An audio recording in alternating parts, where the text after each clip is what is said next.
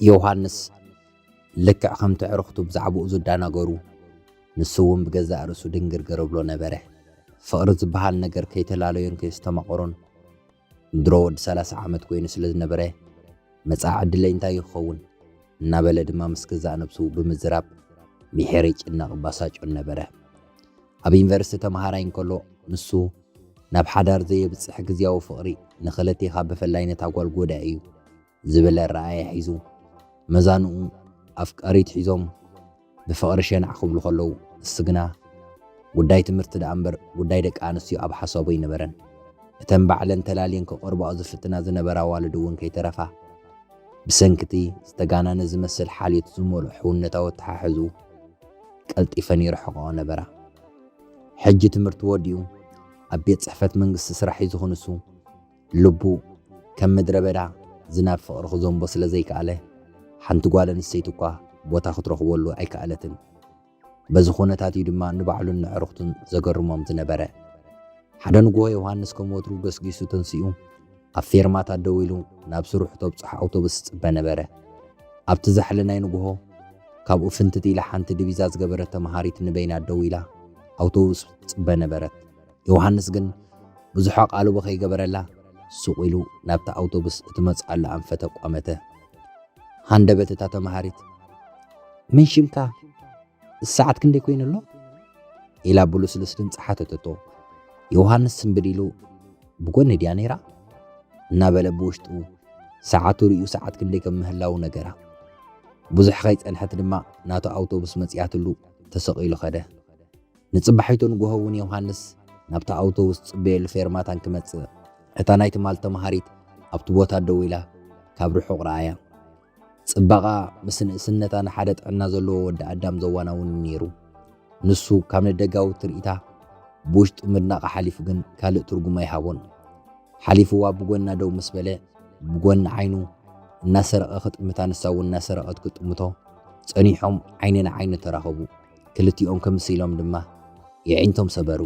ዮሐንስ ኩሉ ግዜ ነታ ተመሃሪት ኣብቲ ፌርማታን ክሪኣ እቲ ህሞት ከይተፈለጦ ተላመመዶ ቀዲምዋ ናብቲ ፌርማታ ምስ ዝበፅሕ ስለ ዝሰኣና ብውሽጢ ይርበሽ ሕማቕ ስምዖ ቀዲማቶ ኣብቲ ናይ እግረኛ ደው ኢላ ክሪኣ ድማ መላእ ኣካላቱ ብሓጎስ ይምላእ ነበረ። ክሳብ እዚ ግዜ ግን ካብ እንዳሰረቕካ ምጥምማት ዝሓልፍ ዕላል ክጅምረላ ትብዓት ኣይረኸበን። ካብ ዕለታት ሓደ መዓልቲ እታ ተመሃሪት ኣድሪጋ 2 መዓልቲ ናብቲ ፌርማታ ከይመፀት ተረፈት። ዮሐንስ እንታይ ኮይና ኢሉ ተጨነቐ። እቲ ናይ ወትሩ ዝሑል ኩነታት ኣየር ዝያዳ ናብ ውሽጡ ከኣትዎ ተሰምዖ። ብቑሪ ከም ዓሶ ዝሓዘቶ ኣንቀጥቀጠ። ምናልባት ቀዲማት እንትመፅእ ከይትህሉ ኢላ ሓሲቡ ካብቲ ወትሩ ዝወፃሉ ሰዓት ቀልጢፉ ናብቲ ፌርማታ ክመፅእ ጀመረ። ግና ኣብ መበል ሳልሳይ መዓልቲ እውን እንተኾነ እታ ከም ሕብራዊ ፅምብላሊዕ ቀልቡ ዝገዝአት ተመሃሪት ኣብቲ ፌርማታ ኣይተረኣየትን። መበል 4ይ መዓልቲ ዮሐንስ ተስፋ ከይቆረፅህ ገስጊሱ እቲ ጥርዚ ዝበፅሕ ሃንቀውቱ ሒዙ ናብቲ ፌርማታ በፅሐ። እታ ተመሃሪት ሕጂ እውን ኣብቲ ካብ ሰባት ፅው ኢሉ ዝነበረ ፌርማታ ኣይነበረትን። ንሱ ደው ኢሉ ከይረብረበ ምስ ሃንቀውትኡ ክፅበየ 1 ሰዓት ዝኣክል ተዓዝረ። ኣብ መወዳእታ ግን እታ ልቡ ሒዛ ተዓዚራ ዝቐነየት ሄዋን ሃንደበት ከም በርቂ ካብ ሰማይ ኣብ ቅድሚኡ በሪቓ ተረኸበት። ጌና ካብ ርሑቕ እንክሪኣ ልቡ ካብ ተሓጓስ ዝነቐለ ከም ብተይ ክሰራሰር ተፈለጦ። ግና ሕጂ እውን ብዓይኑ ርኡ ካብ ምሕጓስ ሓሊፉ ክዛረባ ዘኽእል ተብዓት ኣይነበሮን። ዮሐንስ ነታ ተመሃሪት እንክሪኣ ብፍላይ ንሳ እውን ክጥምቶ ዓይኒ ንዓይኒ ተራኺቦም ፍሽኽን ክትብለሉ ኣብ ህይወቱ ተሰሚዕዎ ዘይፈልጥ ሓጎስ ዝመስል ግና ከዓ ገለ ሕውስዋስ ክርድኦ ዘይከኣለ ሓድሽ ስምዒት ኣብ ውሽጡ ከስፋሕፍሕ ተሰምዖ። እታ ተመሃሪት ክሪኣ ከሎ ዕድሚኣ እንተበዚሑ ካብ 18 ክሳብ 20 ዝሓልፍ ኣይኮነን። ንሱ ንነብሱ ወዲ 30 ዓመት ምዃኑ ምስ ዘከረ ኣብ መንጎኦም ዘሎ ናይ ዕድመ ፍልልይ ኣብ ግምት ብምእታው ድማ ኣብ ውሽጡ ካልእ ናይ ጥርጣርን ስክፍታን ስምዒት ክዓስሎ ይጅምር። ካብዚ ዝተላዕለ ድማ ንስኺ ትመስሊ ውቅብቲ ክሳብ ሕጂ በይ ነርክ ናብ ህይወተይ ዘይመጻኺ ብምባል ክምልሶ ወይ ክቕይሮ ዘይክእል ሕቶታት ንገዛእ ርእሱ ክሓትት ጀመረ። ዮሐንስ ነታ ተመሃሪት ካብ ሓሳቡ ከውፅኣ እኳ ዘኽእል ዓቕሚ ዘለዎ ይመስሎ ይነበረን። ብዘይካ ናብ ስራሕ ንክወፍር ብኻልእ ኣጋጣሚ ርእይዋ ዝፈልጥ ስለ ዘይነበረ مريت وجحلو أبت فيرما تخساب زرخبو محيركنا فقا جمره نافقط راي زي كونغن نحوار خيسنا ونفرح نبرو كاب علتات حدا معالتي ساعات 4 اعقام شتي يوهانس كاب سرح تفديسو كاب تاكس وريدو خلت سقوم تخيسو قومي أبت مخاينن هزبن عسيل وزن برا قدنا اتا تمهاريت كاب ناي بيت تمرت أوتوبس كتورد مسرعيا لبو خاب نبور لعلق تهرم جمرت أب كمز ساعات رئيوا سلزي فلت كرخبايا زبل حساب ون سلزي نبورو سنبادو خاب عقن لعلو قونو اتا تمهاريت صرقيا تساقيرا نابتو نسو زلو وشينخ صرقيان كتمتص مسترعاي خمستا بملققاس دحريتا هيباتو بقرمي قسيلا كتسقم جمرت ملوء تخل سونتا قرما نيرو نوح تصقرا نتي أبزبانس تسكموتو بورسا بخفيل شفين ويراه يوهانس كم كل جزية لما رئيوات راينا بجوز خملس وشت يتقبلون كزارب علني بما بعد ما تبعت أخاخيبو أسرخ صعب جمره جنا تسوي عدو كبلا تبعت يرخبن نساقم تليلان كتريو نسو بفرحنا تمات دد حري أخ صعب قلت يفخر كبايك علن يوهانس دد حري أخ صعب نساتا قلبيت أخمس كتبلولو نوح مستوقع عزو وتاتا مهاريت نايج أما أم أسر خم تأثر زلا مسيلة دنن بلت يوحنس أبت غابس إيعو حلف كبل نساقن عيلا عيننا عين ترخاخيبون كمستبهالو سلام دي تمرتي كما يقبرك الله بلا يوحنس فرح سئيرو أب أفت صنحوت تقرب الله صبق الله بمبال ملستلو اتزنبرا في حشوقت سنبادو أهدي متبعات كسنو قطفلتو يوحنس عدمي أب مقمات بتبلع لي أزلو حد سميتن بتزحسبون أزي سقات تسمعه جنا قونن خوينم سلي بمبال علال جمرو ننوح عوان بعين متمماتهم تري أمونقوم كم نوح زفالت خوين خسمعهم جمره شما إيدن كم زخونت ني 10 تخفلت مهاريت مخانا ينفرس مساعتوت تمرت حكمنا خدت إن خمت دل قلت قتلو يوحنس بوغن ونشمو نجيرو عب حد بيت صحفة منقصي نلعل حمش عمت سرح خمزل عللا إذن قال إن عللو عم فلالي أمبوتا بصحو أتاتا مهاريت بزي قزاوتنا إلان تاي كم زخونت نخطفو اللو يزهات تمثل يوحنس دما خونتاتا نبيبو قلت فينو الشبال تشاو برتعي إلو واتشاو تبهايلم تفالاليو يوحنس مسئيدن زقوبر علال أزيد السبل نامن سنت نامن هاي سكول جزء 5 ملسلو كسمع غير ونبره نمنت حجس تمهاري 10 تخلطفل زيكونكو بموبايل دما مسكونነት مستفطرون كما قد جمره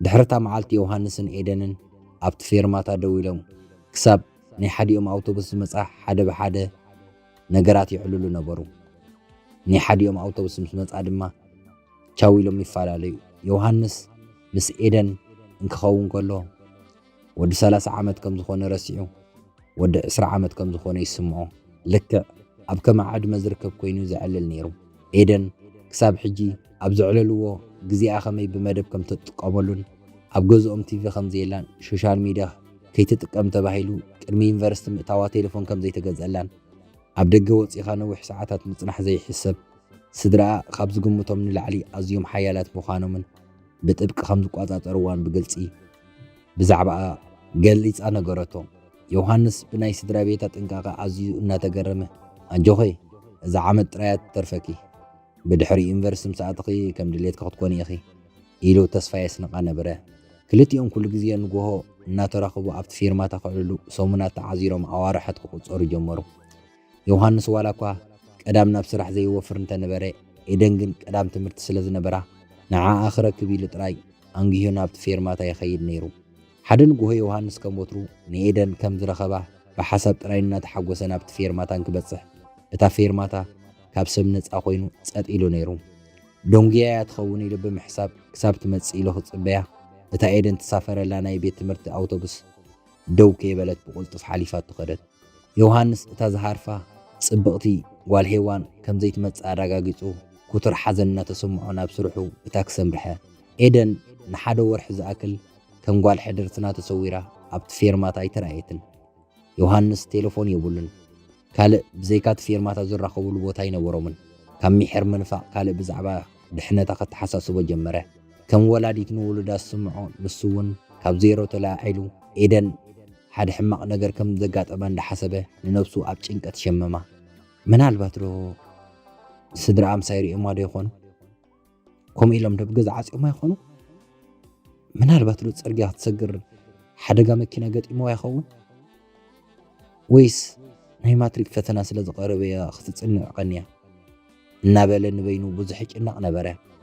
ከምቲ ኣብ ፈለማ መዓልቲ ካብ ስራሕ ተፈዲሱ ብሃንደበት ንኤደን ዝረኸባ ድማ ብተመሳሳሊ ዕድል ክቐንዖ ተመነየ። ካብ ስራሕ ቅድሚ ሰዓት ፋዱስ ሓላፊኡ ከይረኣዮ ተሓቢኡ እንዳወፀ ኣብቲ ፌርማታ ይፅበያ። ግና ሕጂ እውን ኤደን ስለ ዘይመፀት ካብ ሚሕር ትፅቢትን ሃንቀውታን ዝተለዓለ ዮሃንስ ኣብቲ ፌርማታ ደው ኢሉ ከም ዕቡድ ንበይኑ ክዛረብን ከጉረምረምን ጀመረ። ቀዳመ ሰናብቲ በቲ ገዛውቲ ናይ አይላ ዘመልከተቶ ከባቢ እንተረኸብኩ ዋይሉ ተስፋ ብምግባር ስቑኢሉ ብዓይነ ዕሙተይ ተዛወረ። ኤደን ግን ዘይትጭበጥ ሃረርታ ጥራያ ኮይናቶ ነይራ። ኤደን ካብቲ ፌርማታ ካብቲ ስወር ንሓደ ወርሒ ኣካላቱ ምእላይ ኣቋሪፁ ነበረ። ፀጉሩን ጭሕሙን ጨጎርጎር ኢሉ ነበረ።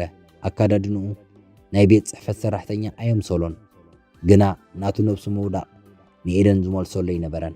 ኣብ ገዝኡ ኮይኑ ዝኾነ ዘሎን ክሓስብ ድማ እንታይ ዝኸውን ዘለኹ ኢሉ በቲ ዝኾነ ዘሎ ሕንከት ስምዖ። ብልክዕ ኤደን ኣብ ህይወቱ ቅልቅል ኢላ ጌና ጽቡቕ ገይሩ ከየስተመቐራ ከም ጓል ሕድርትና ምስዋራ ምሕር ክደልያ ክሃርፋ ሃንቀው ክብላ ኣግዲድዎ ይኸውን።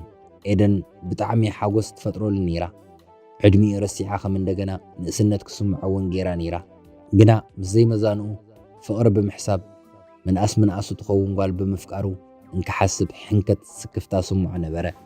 ወላ ስክፍትኡ ከም ዘለዎ ይኹን ግን ኣብ ልዕሊ ኤደን ዘለዎ ሓሳብ ስምዒት ሃንቀውታ ክጎቶ ይኽእል ኣይነበረን። ቶባ ኢሉ ብሓደ ግዜ ካብ ህይወቱ ከውፅኣ ዝኽእል እውን ኣይነበረን። ህይወቱ ከምቲ ናይ ቀደም እንተዝኸውን ነይሩ ወትሩን ጉሆ ገስኪሱ ናብቲ ፌርማታ ብቕልጡፍ ዝበፅሕ ዝነበረ ነታ ናብ ስርሑ ተብፅሖ ኣውቶቡስ ከይተምልጦ ክረክብ እዩ ነይሩ። ሕጂ ግን ኩሉ ተቐይሩ እዩ። ናብ ስራሕ ተብፅሖ ኣውቶቡስ ናብ ፌርማታ መፀት ተረፈት ጉዳይ ኣይኮነን። ጉዳዩ ሓሳቡ እታሪሕ ቃልጠፈት ልቡስ ሰለበት ጓል ሄዋን ኣብቲ ፌርማታ ንምርኣይ ጥራዩ ነይሩ። ሃንቀውታ ተሰኪሙ ናብቲ ፌርማታ ክመላለስ እታ ናይ ሃንቀውትኡ መዕረፊት ዝኾነት ኤደን ካብቲ ፌርማታ ካብቲ ስወር ግን ድሮ ከም ቀልዲ 2 ወር ሓሊፉ ነበረ። ሕጂ ዮሃንስ ኣብቲ ፌርማታ ከም ዘይርአ ኣሚኑ ተስፋ ክቆርፅ ጀመረ። ሓደ ንጉሆ ግን ዮሃንስ ርእሱ ደፊኡ ገፈፍ እናበለ ናብቲ ፌርማታ ክበፅሕን ክቐርብ እታ ፌርማታ ዘይከም ወትሩ ጥሩሑ ይፀንሐቶን። ዮሃንስ ሓንቲ ጓል ደው ኢላ እንክርኢ ናይ ቤት ትምህርቲ ዲቪዛ ስለ ዘይገበረት ኤደን ክትከውን እዩ ኢሉ ፈፂሙ ግምት ኣይነበሮን። ብዘይ ዲቪዛ ርእዋ ስለ ዘይፈልጥ ካልእ እኽልቲ ጎርዞ መሲላ ተራእያቶ ነይራ። ብዘይ ምግዳስ እናሰጎመ ምስ ቀረበ ግን ዝረኣዮ ከኣምን ኣይከኣልን። ኤደን እውን ዮሃንስ ምስ ረኣየቶ ክምስ ኢላ ናብኡ ቀረበት። ሰላምታ ምስ ተለዋወጡ ድማ ኤደን እንታይ ኮንካ ኣለኻ ኢላ ሓተተቶ ብሕንቃቐ ላዛ። ምጉሱ ቃሉ ዘይንሱ ብምምሳሉ ኣስተቢላትሉ ነበረት። ዮሃንስ ብርቡሽ መንፈስ ኣበይ ጠፊእኺ ነርኪ ኢላ ሓተታ። ይቕረታ ፈተና ምስ ቀረበ ካብ ገዛይ ከይወፃኹ ከፅንዕ ነይርኒ። ድሕሪ ፈተና ድማ ንሓደ ወርሒ ናብ ሓትነይ ጌሸ ነይረ ኢላ ኤደን መለሰትሉ። ዮሃንስ ብድሕሪኣ ኣፉ ተለጊሙ ስቕ በለ። ቀፂሉ እንታይ ከም ዝብል ሓርበቶ። ካብኡ ኣዝያ ብዕድመት ንእስ መፍቃሩ ገና ይተዋሕጠሉን። ስለዚ እውን ማዕረ ክንደይ ናፊቕዋ ከም ዝነበረ ናታ ምጥፋእ ማዕረ ክንደይ ኣጨኒቕዋ ከም ዝነበረ ብዘይካ ንሳ ዝሕልፎ መዋርሕ ከም ዓመታት ከም ዝተሰምዕዎን ክገልፀላ ተሰኪፉ ነበረ። ኤደን ፍሽኽ እናበለት ካብ ጅባኣ ብምውፃእ እታ ዝተገዝአተላ ሓዳሽ ቴሌፎን ረኣየቶ። ቁፅር ቴሌፎን ምስ ተቀያየሩ ድማ ሓደረኻ ግን ኣነ ምስኮል ከይገበርኩልካ ባዕልኻ ከይድውለለይ እንተዘይኮይኑ ከተቕትለኒ ኢኻ ኢላ ኣጥብቕ ኣቢላ ተማሕፀነቶ። ዮሃንስ እሺ በላ። ናይ ስራሕ ኣውቶቡስ ምስ መፀት ድማ ተፈላለዩ። ንዕኡ ክትረክብ ኢላ ከም ዝመፀት እናሓሰበ ኣብ ስርሑ ሕጉስ ኮይኑ ወዓለ። ግን ብኻልእ ገጽ ስግኣቱ ስምዖ ነበረ። እታ ሓደ ስግኣቱ ኤደን ዋል 18 ዓመት ጥራይ ምዃና እዩ ነይሩ። ካልኣይ ስግኣቱ ድማ ገና ናብ ዩኒቨርሲቲ ኣትያ ሕክምና ተማሂራ ክሳብ ትውድእ 7 ዓመት ክወስደላ እዩ። ድሕሪ 7 ዓመት እውን ቀጥታ ናብ መርዓ ከምርሑን ዘይከምርሑን ርግፀኝነት ከም ዘይብሉን ክሓስብ ሓጎሱ ብተስፋ መቑራፅ ይትካእ። እንታይ ነይርዎ ብኣጋ ቀዲሙ እንተዝፈልጠኪ ኢሉ ድማ ከም ወትሩ ብጣዕሳ ይማርር ነበረ። ዮሃንስ ካብ ስራሕ ምስ ተፈደሰ ኤደን ምስኮል ገበረትሉ። መሊሱ ደው ኢሉ ዕለሉ። ገና ሃንቀውትኡ ከይዓረፈ ናፍቆቱ ከየውፅእ እንከሎ ድማ ፀኒሐ ሚስኮል ገብረልካ የቕረታ ኢላ ተፈላለየቶ። ከም ዝበለቶ ድማ እንደገና ሚስኮል ገይራትሉ ኣዕለሉ ዋላ እኳ ኣብ መዓልቲ 3-4 ግዜ ሚስኮል እናገበረትሉ ይዕልሉ እንተኾኑ ግን ዮሃንስ ከምቲ ናብ ሓዊ ላምባ ከም ክዓው ናፍቆቱ ሃረርተኡ ይብእስ እምበር ኣይቕንስን ነይሩ ኣብ ነፍሱ ወከፍ ካልኢት ብዛዕባ ኤደን ክሓስብ ብናፍቆት ይሳራጠ ነበረ ኣብ ቀዳምን ሰንበትን ወለዲ ኤደን ኣብ ገዛኦም ስለ ዝውዕሉ ኤደን ካብ ገዛኣ ክትወፅእ ትኽእል ኣይነበረትን ካብ ሶንያ ክሳብ ዓርቢ ድማ ዮሃንስ ስራሕ ስለ ዝኾነ ወላ እኳ ከም ድልየቶም ብኣካል ምርኻብ ኣጸጋሚ እምበር ዮሃንስ ሓደ ግዜ ካብ ስራሕ እናርፈደ ገለ እዋን ድማ ቀልጢፍ እናወፅእ ብሕቡእ እናተራኸቡ ፍቕሪ ክቃመሱ ጀመሩ ኤደን ካብ ቤት ትምህርቲ ወፃ ዘሎ ህይወታ ከም ዮሃንስ ሓደ ኢላ ክትሪኦ ክተስተማቕሮ ጀመረት ዋላ እኳ ኣብ መንጎኦም ናይ ዕድመ ኣፈላላይ እንተነበረ ክልቲኦም ኣብ ፍቕሪ ጀመርቲ እዮም ነይሮም ዮሃንስ ምስታ ኣዝዩ ዘፍቅራ ኤደን ፍቕሪ እናተቋደሰ ኣብ ዓለም ከምኡ ሕጉስ ሰብ ከም ዘሎ ኮይኑ ይስምዖ ኣይነበረን ዮሃንስ ንኤደን ግዝያዊ ስምዒት መፃወቲ ዘይኮነስ ኣብ ሕቑፉ እትዩ ክሓንቅቓ ጀመረ ካብኣ ተፈልዩ ገዝኡ ምስ ከደ ኣብ ዓራት ንበይኑ ኮይኑ ብክልተ ሕቶታት ይጭነቕ ነበረ ኤደን ነቲ ጸልማት ዝነበረ ህይወተይ ብፍቕሪ ከተማቕሙ ትመፀት ሰብ ድያ ወይስ መፅያ ትኸይድ እያ ካብ ዝነበረ ህይወተይ ጸልማት ትግበር ጋሻ እያ ኢሉ እናተጠራጠረ ንገዛእ ርእሱ ክዋጥራ ጀመረ ኣብ ሕብእብእን ጥርጣርን እኳ እንተኾነ ግን ናይ ክልቲኦም ፍቕሪ ካብ ዕለት ናብ ዕለት እናዓበየ እናዓመረ ይኸይድ ነበረ ኤደን ጌና ካብ ርሑቕ ክትሪኦ ጥራይ እናጎየት መፅያ ትጥምጠሞ ሽዑ ናይ ዮሃንስ ጥርጣረ ካብ ውሽጢ ወፂኡ ክስወር ፍለጦ ኣብ መንጎ እዚ ናይ ማትሪክ ውፅኢት ስለ ዝተነግረ ኤደን ከም ሕልማ ሕክምና ከተፅንዕ ዘኽእል ልዑል ውፅኢት ኣመዝገበት ኤደን ሓጎሳ ወሰን ኣይነበሮን ዮሃንስ እውን ናይ ሓጎሳ ተኸፋሊ እኳ እንተነበረ ግን ናብ ዩኒቨርስቲ ኣትያ ነዊሕ ዓመታት ከም እትመሃርን ክሓስብ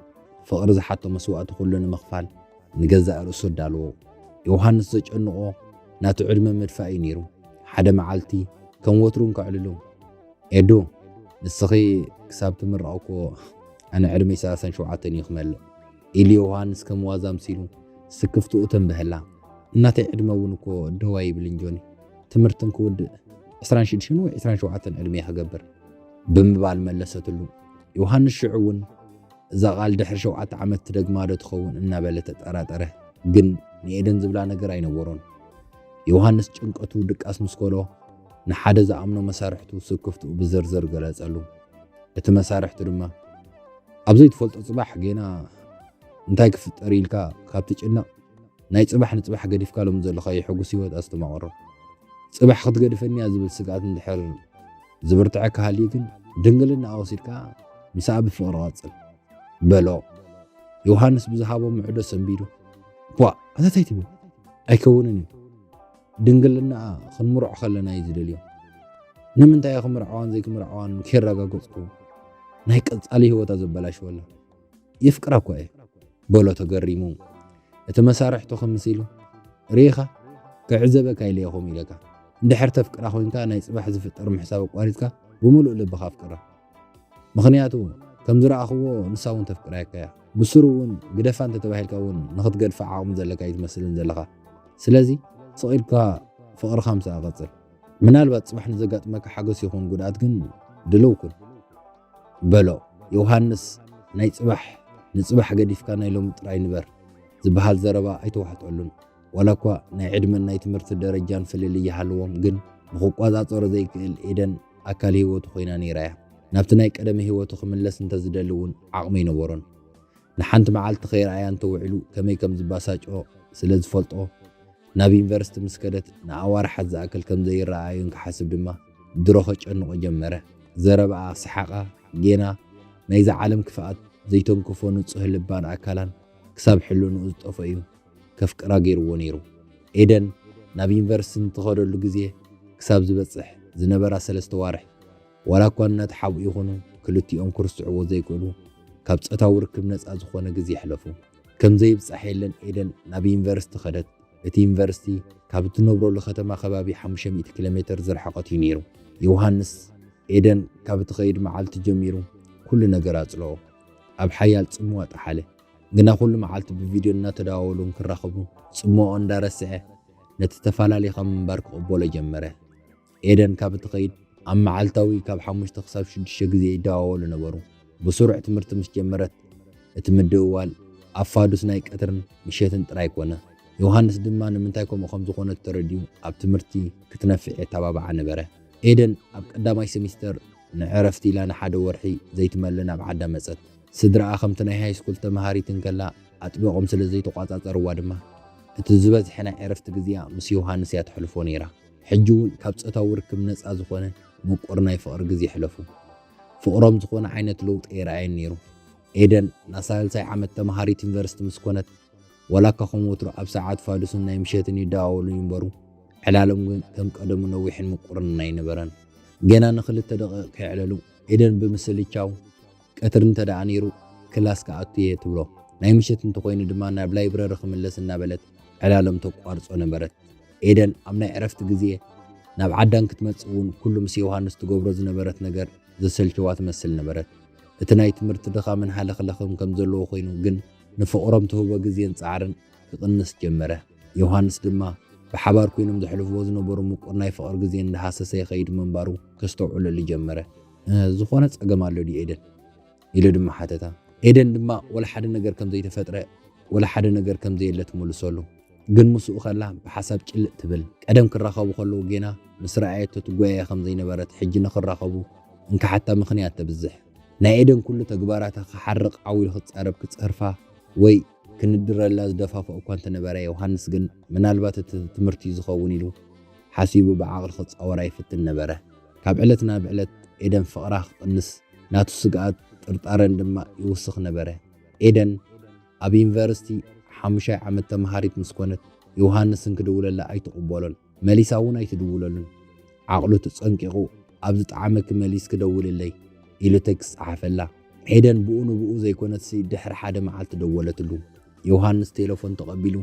ቅድም ሰላምታ ደውለልከ ይተቀበልን መሊስኩን ኣይትድውልለይን ዘለኸ እንታይ ትሽግር እንታይ ያለው ዲ ሓድሽ ነገር በላ በቆጣ ኤደን ወን ካብኡ ዘይን ዝተቆጥያ ትርዳእኒ የለኻን መስለኒ በለቶ ዮሐንስ ኣዝዩ ሓሪቑ ካብ 24 ሰዓት ብኸመይን ዓይና ኣፍቃሪኺ ዝኸውን 5 ደቂቃ ትስእንለይ በላ ኣሃ ንምዃኑ 5 ደቂቃ ናኻ ውሕዲ ሓቂ ንምዃኑ ንስኻ እንታይ ትፈልጥ በለቶ ብሕጫጨ እንታይ ልክኒ በላ ዮሐንስ ብቁጣ ኣብዚ ዘሎ ኩነታት ትርድእ የለኻን ዮሐንስ ኢላ ኤደን ዘረባ ንእሽቶ ተስተኻኸለት እስከት ዝኸውን ዘሎ ክሕባእኽ ብግልጽ ረድእኒ በላ ዮሐንስ እውን ቁርብ ልዝቢሉ ኣነ ትምህርተይ ዲ ክገብር ዘለኒ ወይስ ብዛዕባ ኸ ንሓስብ ክውዕል ዘለኒ ብጃኻ እንድሕር ፍቅርና ትደልዮ ኮንካ ብዙሕ ግዜ እናደወልካ ይትረብሸኒ በለቶ ኤደን ዮሐንስ እቲ ጉድለት ከምናቱ ገይሩ ወሲዱ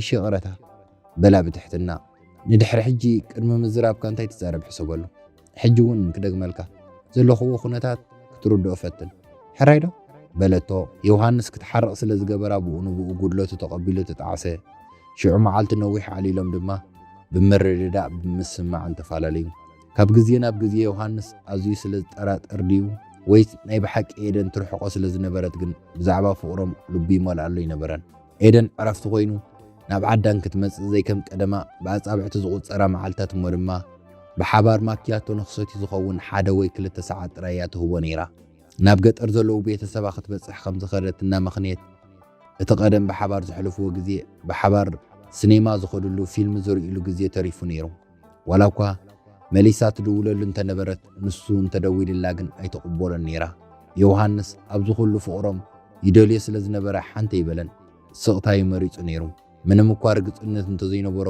ኩሉ ናይ ኤደን ተግባራት ግን ትርሕቆ ትፍለዮ ትገድፎ ከም ዘላ ዘመላኽት ነይሩ ነቲ ዝስዕብ ጉድኣት ድማ ብኣግኡ ንገዛእ ርእሱ ክዳለወሉ ወሰነ ኤደን ንናይ መወዳእታ ዓመት ናይ ዩኒቨርሲቲ ትምህርቲ ምስ ተመልሰት ንዮሐንስ ቴሌፎን ምቕባል ኣቋረፀቶ ዮሐንስ ምንም እኳ ነቲ ዝስዕብ ጉድኣት ነፍሱ የዳሉ ግን ካብ ምጭናቕ ዓዲ ይወዓልን ውሳኔኣ ክፈልጥ ድማ ንኤደን ከይደወለላ ናብ ተምሃሮሉ ዩኒቨርሲቲ ተበገሰ ናይ መወዳእታ ዓመት ተምሃሮ ሕክምና ኣብ ሆስፒታል ከም ዝምሃሩ ስለ ዝፈልጥ በቐጥታ ናብቲ ሆስፒታል ኣምርሐ ግና ብዛዕባ ኤደን ክሓቶ ዝኽእል ሰብ ስለ ዘይነበረ ኣብ ኣፍ ደገ እቲ ሆስፒታል ኮይኑ ዝወፅእ ዝኣቱ ተምሃሮ እንዳቋመተ ክከታተል ጀመረ ቀዳማይ መዓልቲ ንኤደን ኣይረኸባን ኣብ ጥቓ እቲ ሆስፒታል ዝርከብ ሆቴል ሓዲሩን ጽባሕይቱ ገስጊዙ ኣብ ኣፍ ደገ እቲ ሆስፒታል ደው በለ ካብቲ ኣፍ ደገ ከይተንቀሳቐሰ ክሳብ ሰዓት 5 ናይ ኣጋምሸት ደው ኢሉ የቋምታ ነበረ። ሽዑ ኤደን ካብቲ ሆስፒታል ናብ ገጻ ናብ ኣፍ ደገ ክትመጽእ ከላ ረኣያ። ግና በይናይ ነበረትን ንሓደ መንእሰይ ኢዱ ሒዛ ብፍቕሪ ዓይኒ እናተጣመመቱ ይስጉሙ ነበሩ። ዮሃንስ ቅድሚ 3 ዓመታት ኣቢሉ ዝሓዞ ናይ ኤደን ኢድ ናይ ካልእ መንእሰይ ኢድ ሒዞን ክርኢ ክኣምን ኣይከኣለን። መምሃርታይ ዝኸውን ኢሉ ንገዛእ ርእሱ ክጥበር ፈተነ። እቲ ምስ ኤደን ዝነበረ መንእሰይ ካብኡ ብዕድመ ዝንእስ እዩ ነይሩ። ናይ ኤደን መሓዛ ከም ዘይኮነ ድማ ኣብ ቅድሚ ይረጋገጸሉ። ምስ ኤደን ደው ኢሎም ክዕልሉ ጸኒሖም ቅድሚ ምፍላዮም ብዘይሕንከት ከንፈር ንከንፈር ተሰዓዒሞም ቻው ተባሃሉ። ዮሃንስ እዚ ምስ ረኣየ ኣብራኹ ጠሊሙ ኣብ ዘለዎ ኮፍ በለ። ኣብ ህይወቱ ስዕረት ኣይፈልጥን ነይሩ። ዝገበረ ገይሩ ስኑ ነኺሱ ብምጽዓር ኣብ ኩሉ ዝገበሮ ዕውት እዩ ነይሩ። ኣብ ፍቕሪ ግን ወዲቑ ተሳዒሩ ካብ ጾታ ወጻእ ተገይሩ ነይሩ። ኤደን ኣብቲ ኣፍ ደገ ምስ በጽሐት ንዮሃንስን ክትሪኦ ምንም ከም ዘይገበረት ኣይሰንበደትን። ጭራሽ ከም ዘይረኣየ ተሓሊፋቶ ክትከይድን ክትብል ዮሃንስ በዓሉ ቀሪቡ ደው ኣበላ። እንታይ ገይረኪ ኤደን ኢሉ ብዝቐየሐ ዕንቱ እናጠመተ ሓተታ። ዮሃንስ ዝሒልካኒ ብዙሕ ግዜ ሓደ መዓልቲ እናበልኩ ክሳብ ደፊርካ ትገብሮ ተዓጊሰካ ተጸቢየካ ነይረ። ክትገብሮ ሞይትረፍ ብዛዕባ ጾታዊ ድልየት ሓቲትካ ነይትፈልጥን ክሳብ ጾታዊ ኣካል ዘይብልካ ትመስል ዕንቴ እምቢብካ ኳስ ክትርድኦ ይከኣልካ። ይቕረታ ኣቐዲመ ክነግረካ ዝሓስብ ነይረ ግን ምቹእ ግዜ ረኸብኩ ኢላ ኤደን ንዓቐብ ኣፋ ብድፍረት ተዛረበቶ። መልሱ ከይሰምዐት ድማ ጠንጢናቶ ኸደት። ዮሃንስ እቲ ብልዑል ክንክን ዓመታት ዝሓዛ ጽብቕቲ ኤደን ካብ ኢዱ ወፂያ ናብ ካልእ ክትከይድ ኣብ ቅድሚ ዓይኑ ተመልከተ። ን7 ዓመት ዝተጸበየ ፍቕሪ እቲ ጉድለት ከም ናተሓሲቡ ብምፍላይ ተወድአ።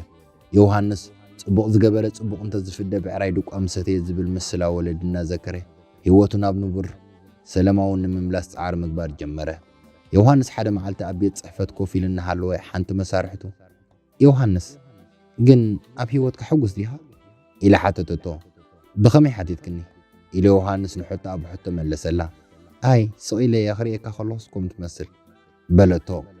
ዮሃንስ ድማ ደቂ ሰባት ንስግኦም ዝኸውን ደስታ ኣብ ዝኾነ ክረኽቡ ይኽእሉ እዮም። ናይ ነፍሲ ደስታ ዝረክብ ግን ኣብ ፍቕሪ ጥራይ እዩ። ስለዚ ጽቡቕ ኣስተውዒልክለ ኣለኺ ኣነ ኣብ ህይወት ሕጉስ ኣይኮንኩን በላ። እታ መሳርሕቱ ድማ ፍቕሪ ፈለማ ክትኣትው ከለኻ ብኩሉ ሸነኻት ንእሽቶ ክትሓስበሉ ዝግባእ ምስለኒ። ብዝኾነ ምፍልላይ ኣባኻ ዝተጀመረ ኣይኮነን። ኣብ ብዙሓት ሰባት ብፍቕሪ ጥራይ ዘይኮነስ ብካልእ ዝምድናታት እውን ዘጋጥም እዩ።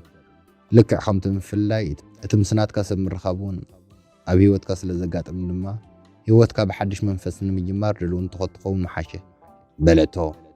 ልክዕ ከምቲ መሳርሕቱ ዝበለቶ ድማ ዮሃንስ ናቱ ጓል ሄዋን ረኺቡ ሕጉስ ናይ ሓዳር ህይወት ክመርሕ ጀሚሩ ይርከብ። ተፈጸመ። ሰላም ዝኸበርኩም ተኸታተልቲ ስተሮ ፕሮዳክሽን እምበኣር ክዛዛንታ ክሳብ መወዳእታ ስለሰማዕኹማ ኣዚና ነመስግን። ኣብዚ ቻነል ሓድሽ ተኾንኩም ሰብስክራይብ ገይሩ። ነዚ ቪድዮ ከዓ ላይክ ሃብዎ። ኣበይ ሃገር ኮይንኩም ነዛ ዛንታ ተኸታቲልኩማ ድማ ኣብ ቦታ ኮመንት ክደፍሉይ። ቴንኪዩ። ኣብ ቀጻሊ ብኻልእ ክሳብ ንረኸብ ጽቡቕ ንዓኹም።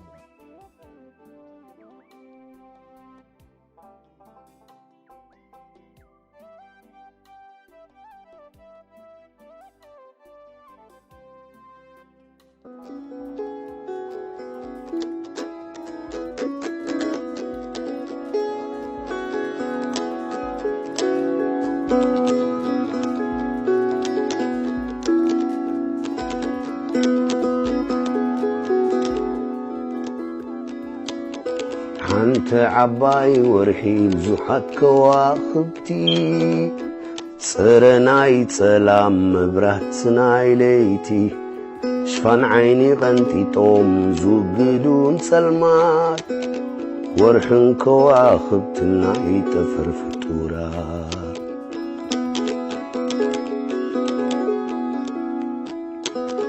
ኣይ ምስቲ ብርሃኖም ቅርጾም ተፈታዊ ስልማት ናይ ሰማይ ተፈጥሮ ባህርያዊ ባዕሎም ንባዕሎም እናተዳራርቡ ነዛ ጸልማት መሬት ብርሃኖም ይህቡ ብርሃኖም ይዝንቡ።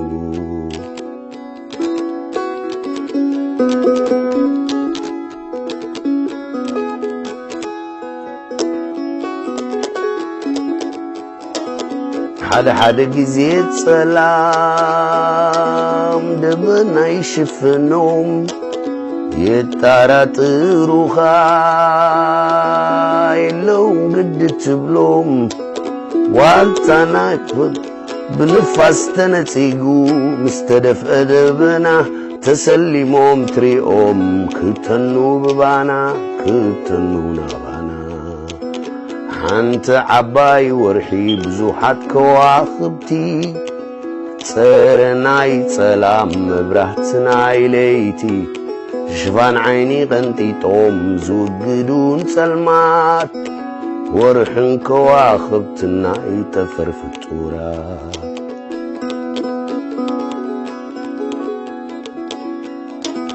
ورحن كواخبتن مبرهتن اي سورا نايزا زبادمت مريت متشوتي اريترا والتاناي حفاش قمجاوين تقالستي منشناي برهانا نصوم يوم كواخبتي نصوم يوم توم مبرهتي والتاناي حفاش قمجاوين تقالستي منشناي برهانا نصوم يوم كواخبتي نصوم يوم توم مبرهتي